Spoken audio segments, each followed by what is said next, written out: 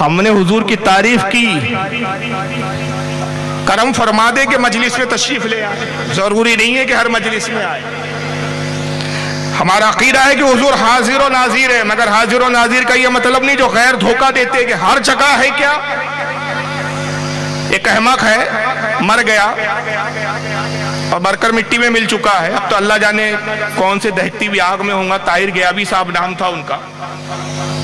وہ مذاق اڑاتے ہوئے ایک جلسے میں اس نے کہا تھا کہ دیکھو میری کرسی کے نیچے تو نہیں ہے، ہر جگہ حاضر ہے تو میری کرسی کے نیچے تو نہیں ہے۔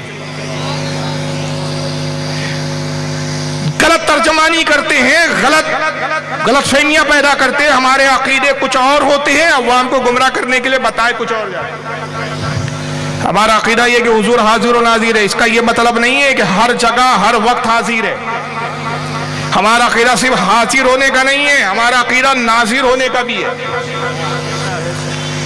جو جاہل قوم ناظر کا مطلب نہ سمجھی وہ کیا ہمارے عقیدے کی ترجمانی کرے۔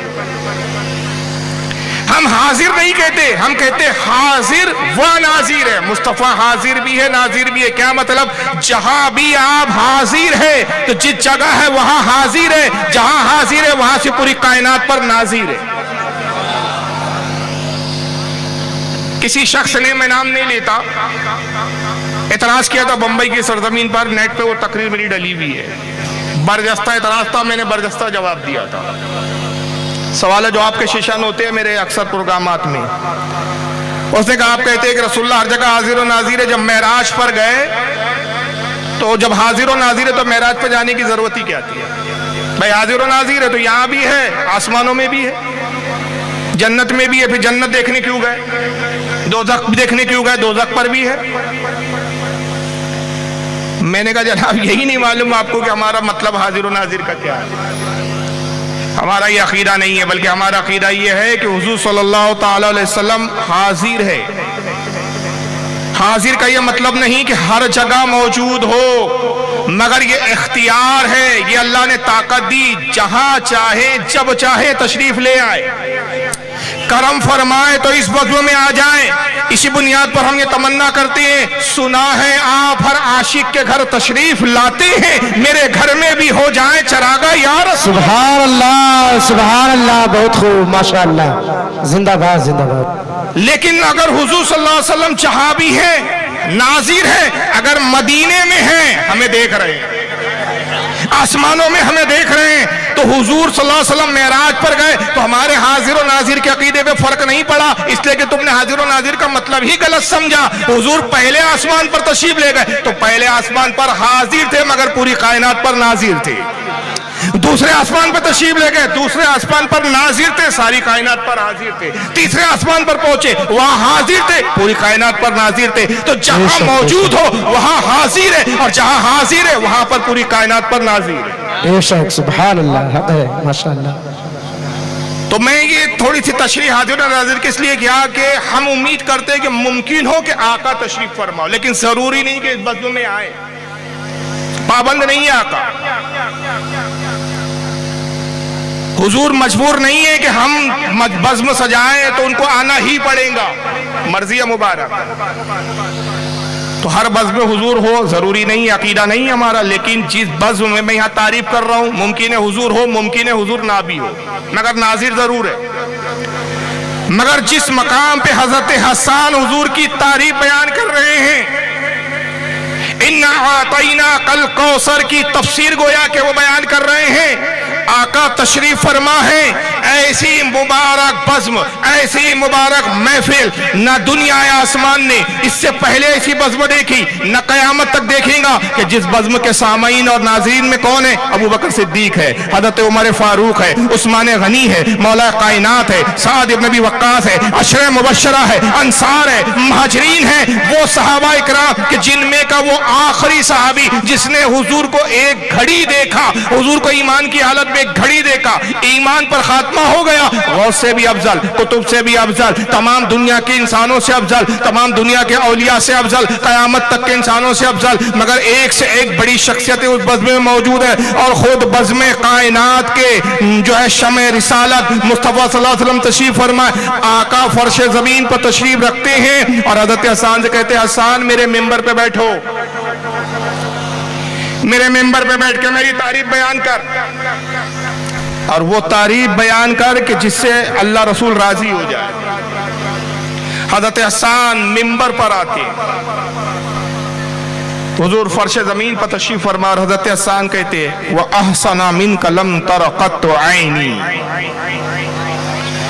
وَأَجْمَلُكَ أَنْتَ لِدِ النِّسَاءُ خُلِقْتَ مُبَرَّأً مِنْ كُلِّ عَيْبٍ كَأَنَّكَ قَدْ خُلِقْتَ كَمَا تَشَاءُ۔ بے شک بے شک، سبحان اللہ کہ اللہ سبحان کے اللہ۔ رسول کسی آنکھ نے آپ سے زیادہ حسین دیکھا ہی نہیں، ایسی کوئی آنکھ کائنات میں ہے ہی نہیں جس نے آپ سے زیادہ حسین و جمیل دیکھا ہو۔ کسی ماں نے آپ سے زیادہ حسین اور خوبصورت بچہ جنا ہی نہیں۔ اللہ نے آپ کو ہر عیب سے پاک کیا، ہر عیب سے بے نیاز رکھا۔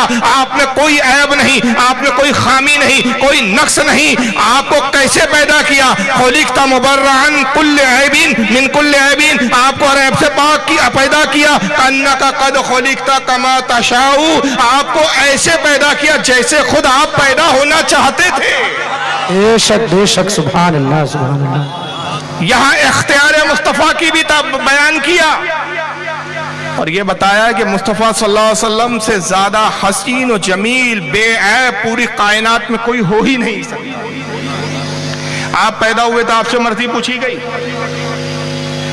میں پیدا ہوا تو مجھ سے پوچھا گیا۔ اللہ تعالیٰ نے پوچھا فاروق رضوی کہاں پیدا ہونا ہے، قبیلے کا نام بتاؤ، کس خاندان میں پیدا ہونا ہے، پٹھانوں کیا پیدا ہونا ہے، سیدوں کیا پیدا ہونا ہے، مغلوں کیا پیدا ہونا ہے، انصاریوں میں پیدا ہونا ہے، منصوریوں میں پیدا ہونا ہے، کہاں ہونا ہے؟ فاروق رضوی مرضی بتاؤ، رنگ کیسا ہو، گورا ہو، کالا ہو، درمیانی ہو، سولا ہو، کیسے پیدا ہونا چاہتے ہیں، ناک کیسی ہو، آنکھ کیسی ہو، ہماری مرضی، کسی کی ہم سے مرضی نہیں پوچھی گئی، کسی سے نہیں پوچھی گئی۔ اللہ نے جیسا چاہا ویسا رنگ روپ دیا، جیسا چاہا چہرہ عطا کیا، جیسا چاہا ویسا جسم عطا کیا، جہاں چاہا جس کے گھر میں چاہا وہاں پیدا کیا۔ لیکن میرے محبوب صلی اللہ علیہ وسلم کی، آقا صلی اللہ علیہ وسلم کی مرضی مبارک کا کیا عالم ہے۔ اللہ تعالیٰ نے پیدا کرنے سے پہلے کہا حبیب تو بتا کہ تو خود کیسے پیدا ہونا چاہتا ہے، تو بتا کس قبیلے میں پیدا کروں، تو بتا کس خاندان میں پیدا کروں، تو بتا کہ کون سے ماں باپ سے تجھے پیدا کروں، تو بتا کہ کس سرزمین پر تجھے مبعوث کروں۔ جیسا نبی نے چاہا ویسا محبوب کو پیدا فرما۔ نعرہ تکبیر، نعرہ تکبیر، نعرہ رسالت، مسلک اعلی حضرت، تحفظ ناموں سے رسالت، تحفظ ناموں سے رسالت، نعرہ تکبیر، نعرہ رسالت۔ بہت خوب، سبحان اللہ سبحان اللہ۔ بے عیب ذات تلاش کرتے رہو، عیب نکال نہ پاؤں گے، لیکن پھر بھی لوگوں نے عیب نکالے، آج بھی نکال رہے ہیں کچھ لوگ۔ آئے دن اس طرح کے بیانات آتے ہیں جس میں نبی پاک صلی اللہ علیہ وسلم کی توہین کی جاتی ہے۔ غیر سے کیا شکوہ، ہمارے اپنے کہلانے والے کون سے پیچھے ہیں۔ کتابیں لکھی جاتی ہے، کبھی علم نبی پر حملہ ہوتا ہے، کبھی ذات نبی پر حملہ ہوتا ہے، کبھی مقام نبی پر حملہ ہوتا ہے، کبھی عصمت مصطفیٰ پر حملہ ہوتا ہے، کبھی کوئی لکھنے والا لکھتا ہے محمد کے علم کی کیا بات کرتے ہو، جیسے جانور اور پاگلوں کو ویسی محمد کا علم ہے۔ محمد کے عمل کی کیا بات کرتے ہو، محمد کے عمل کی حیثیت ہی کیا ہے، بندہ بھی عمل کر سکتا ہے، نبی کے برابر ہو سکتا ہے، بلکہ بعض وقت تو بڑھ بھی جاتا ہے، نبی پیچھے رہ جاتا ہے عمل میں، بندہ آگے بڑھ جاتا ہے۔ جو چاہا کہا کہا جا رہا ہے، لیکن پھر یہاں آپ کہیں گے فاروق صاحب آپ کی گفتگو میں تضاد آ گیا۔ آپ ایک طرف کہہ رہے ہیں کہ حضرت حسان نے کہا کہ اے اللہ کے نبی آپ کو اللہ نے بے عیب پیدا کیا اور نبی پاک نے انکار نہیں فرمایا، تائید کی، تو الفاظ حضرت حسان کے تھے، مصطفیٰ صلی اللہ علیہ وسلم کی تائید تھی، اور صحیح بخاری کی حدیث ہے کہ تائید ایسی فرمائی کہ آپ نے اپنی چادر مبارک اتاری اور حضرت حسان کو اڑائی اور دعا کی، اور صحابہ نے آمین کا کہا پروردگار حسان کے منہ کو سلامت رکھ، اور حسان جب میری تعریف بیان کرے جبریل کو اس کا مددگار بنا دے، کہ جو کچھ یہ میری تعریف نہ کہے جبریل اس کی مدد کرے۔ اب یہ اشعار نہیں رہے، نعت نہیں ہوئی، بلکہ مصطفیٰ کی حدیث ہو گئی، کیونکہ حدیث کی 3 قسمیں ہیں، حدیث قولی، حدیث فعلی، حدیث سقوطی یا تقریری۔ दो नाम सुकुती भी बोला जाता है, तकरीरी भी। एक हदीस तो वो होती है जिसमें नबी कुछ हुक्म फरमाए, हुजूर ने कहा हदीस, हुजूर ने कुछ किया हदीस, हुजूर के सामने कुछ किया गया, सरकार ने रजामंदी का इजहार किया हदीस, हसन ने किया, रसूल ने रजामंदी की मोहर लगाई, हदीस हो गई। अब ये अकीदा हसन का नहीं रहा, रसूल का हो गया कि महबूब आप जैसा पैदा होना चाहते थे अल्लाह ने वैसा आपको पैदा किया, आपकी मर्जी के मुताबिक पैदा किया और आपको बेऐब पैदा किया। लेकिन फिर सवाल खड़ा होता है कि जब हुजूर बेऐब है तो फिर बहुत से लोग ऐब क्यों बयान करते हैं? चौंकने की बात नहीं है, हैरान होने की बात नहीं है। एक रिवायत हमें इस बात को समझा देती है। सरकार तशरीफ फरमाए, सैयदना अबू बकर सिद्दीक रदी अल्लाह ताला अन्हु हाजिर होते, आका के चेहरे मुबारक को देखा, अर्ज किया अल्लाह के नबी खुदा की कसम ऐसा हसीन चेहरा मैंने आज तक देखा ही नहीं है। सरकार आपसे ज्यादा हसीन कायनात में कोई है ही नहीं है। हुजूर ने फरमाया सदका या अबा बकर, अबू बकर तुमने सच कहा। थोड़ी देर बाद अबू जहल आता, नऊज़ुबिल्लाह अस्तग़फिरुल्लाह सदबार माज़अल्लाह, कहता है मोहम्मद तुझसे ज्यादा मकरू शक्ल वाला मैंने देखा ही नहीं, तुझसे ज्यादा बुरा इंसान मैंने नहीं देखा, तुझसे ज्यादा बस शक्ल और बस माज़अल्लाह सख्त जुमले। आका ने कहा सदका या अबा हिकम, हिशाम इब्न हकम, हिशाम इब्न हकम तूने भी सही कहा। सैयद अबू बकर सिद्दीक हैरान हो गए, या रसूलल्लाह ये कैसे हो सकता है, खुदा की कसम आप हसीन और जमील है। हर कोई ये गवाही देता है कि आपसे ज्यादा हसीन और बेऐब कोई नहीं। जब मैंने ये अर्ज किया कि हुजूर आप खूबसूरत है, हसीन है, मैंने आपसे ज्यादा हसीन नहीं देखा, आपने तस्दीक की।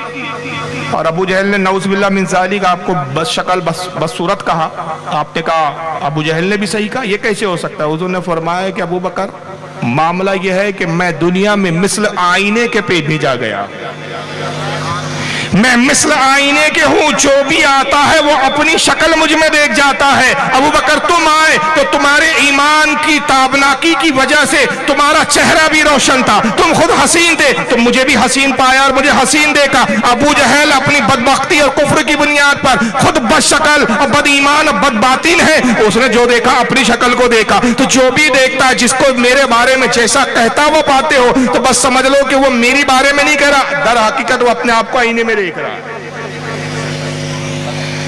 यही वजह है कि आला हजरत ने जब देखा तो हुजूर को हसीन पाया, क्योंकि आला हजरत खुद हसीन था।